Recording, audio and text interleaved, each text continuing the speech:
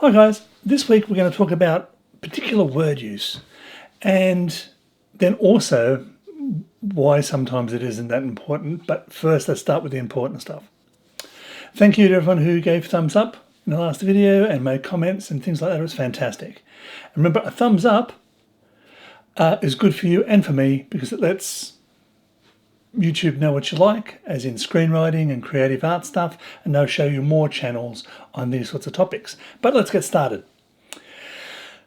Particular words will mean particular things, and we have to be very, very particular in what we do. There is nothing done by accident in screenwriting. You can't be lazy. You can't just say, well, it's close enough to what I meant, and someone will fix it later on. There'll be rewrites. You've got to put your best foot forward. There's no second chances of making a first impression. Word order is also very, very important. Sometimes you've got to hunt and dig around. Then I'll ask my wife, I'll whip out a thesaurus, jump online, try to find the right word because the word that I'm using isn't quite perfect for what I want it to say. It is also important when in dialogue to understand an order of a sentence and the way people phrase things to actually get across character, to get across how other people will interact with that dialogue. Because if characters aren't interacting when they're speaking, you've actually got competing monologues, which isn't dialogue. Dialogue is, it's like a sword fight. I say something, you say something. I might say something to lure you into reacting the wrong way. I might seize on something you say and intentionally misunderstand it. Those sorts of things. I've also got some paper I have to read, so if I'm looking down, I'm not ignoring you. So here's an example. You're having an argument with someone, boyfriend, girlfriend, spouse, that sort of thing. It's that sort of relationship argument you're having. And you turn around to them and say, and basically you feel that you've monopolized them, or they say to you that you control their situations, or you're a bit of a bully, or whatever. They feel they're not being heard. Those sorts of things are being said to you, and you say to them, in maybe good intention, listen, I'm just going to let you speak. Do you know the comeback to that is going to be, oh, thank you. Oh, so I have your permission to talk, do I? That I'm going to give you permission to speak is an opportunity to set up an argument, a conflict. You're proving that the person who said that maybe sees himself as a little bit more controlling as well. It might have been better for that person, and it would have diffused the situation to sort of say, I'm only interested to hear what you've got to say. Then it would have been very hard to go, oh, now you want to hear what I've got to say. They can, but it also undermines their argument a bit. So if you're very particular about the words you use, I say to people all the time, there's no two words in English language that mean the same thing. Regal and royal. The royal is the royal family, it's a thing, but something can be regal. So this could be a very regal pen, which means it has some of the attributes of someone who is royal. They mean slightly different things. So choosing the correct word and being very, very deliberate with its use is very important. Also, not speaking is very, very powerful. Having people not speak. If you've seen Oppenheimer, there's this great performance by Robert Downey Jr.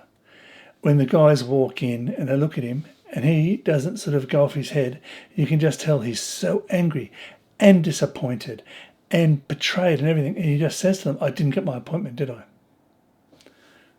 That could have been a huge monologue. That could have been whatever. But that had so much weight, that one little sentence. I didn't get my appointment, did I? Confirming what he knew, and then the performance happened. And that's the other thing I say a lot to people. I take dialogue out. I take words out. I'll add action lines in. But give people a chance to act. And dealing with more actors lately and talking to more actors, they want a chance to perform, not recite. It's not beat poetry. They want a chance to actually get that emotion across. Not to say, oh, I can't believe it. I've worked so hard for this appointment and those people in there stabbed me in the back. And that was just I didn't get the appointment, did I? And then act. That's the difference. Taking words out. Be very particular with the words you do. Having said that, and we've talked about descriptions previously, location descriptions and character descriptions, I can be a little bit wordy with those, but I'm going to give you some quick descriptions and then show you the choice they made for the movie. Here's one. I'll put it there. Cole, late 30s, dark hair, comes awake in a bolt cage, one of many stacked 4 high along both sides of a dim-lit corridor. He blinks in the near dark, shaken, disorientated. So what do we know about that character? He's in his 30s, he's got dark hair, he's called Cole. Let's have a look at the actor they've got to play that character. Yeah, so we're expecting someone dark hair, 30s, maybe Chris Pine. No, this is who they've got to play it. No dark hair, and was in his 40s, I think, when he made this. Even if you describe your character specifically, casting will find someone else. And not that you're wrong. They look at it and go, hey, this would have been a good film, and it probably would have made 20 million. If we put Bruce Willis in it, it's going to make 150 million. And that is how Blumhouse works. Blumhouse, you can go to, well, not you and I, we don't, but if you get an opportunity to go to Blumhouse to pitch there and you give them the cast you can get, and I've done this, Jordan Peele did this with Get Out. They took the Get Out script, ran around, and they went and found out how much they could get for those films overseas. So he went through his distributors and said, okay, a film written and directed by Jordan Peele, it's a horror, the cast won't be that well known, but how much would a Jordan Peele directed horror film be sellable for? Foreign sales.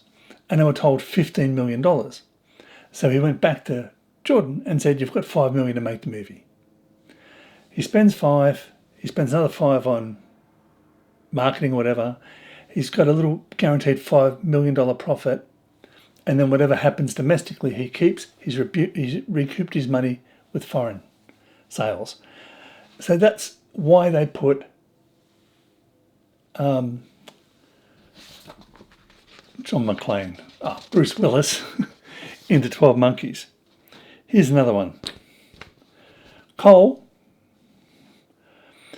wearing a spacesuit and a helmet with a plastic visor, steps into a tiny chamber, a kind of airlock, heavy door, oxygen sucks in, that sort of stuff, right? This is the picture of that spacesuit. As we can see, it's not a spacesuit. They made an artistic change to suit the mood and the feel of the movie. You have to describe things as good as you can. You are writing a completed document, but people will make changes. And this is when people say, I want to have creative control over my movie. No, people will make a better movie. Terry Gilliam is a genius. He made better choices. Now here's a description of someone of another person. Jeffrey Mason, 20 years old, white youth dressed in khakis and a plaid shirt. There we go again. Brad Pitt. Wasn't 20, could have been, but he was in patient's outfit with a zip-up jacket on over the top. He didn't have khakis. He didn't have a plaid shirt. Wardrobe again was changed. It doesn't mention his weird one eye, big eye that they put in him. That would have been a great thing to point out here. One pupil's permanently bigger than the other one. They didn't. That was an artistic choice that came out during pre-production. But you still have to be specific in what you're describing. And people will change it as they need. That's it, bit of a short one. Thank you to everyone who's been interacting with the stuff. I'd like to thank Jazz Paul 5463. We had a bit of a conversation on the last video, which was really good about unlikable characters. If you have done this, thank you very, very much. It's great. It helps me, helps the channel, and will help you as well. If you want the book, here's the links are below. If you like the t-shirt, this is the magnificent, Be Original, Hard to Be Heard and Heard t-shirt. Links are also below. And if you want to use Writer Duet, which is what I use, the Duffer Brothers use it, a lot of people use it, it's a great bit of software. You can get 20% off. I get nothing out of that. That is just for you. And until next time, guys, keep writing. Bye.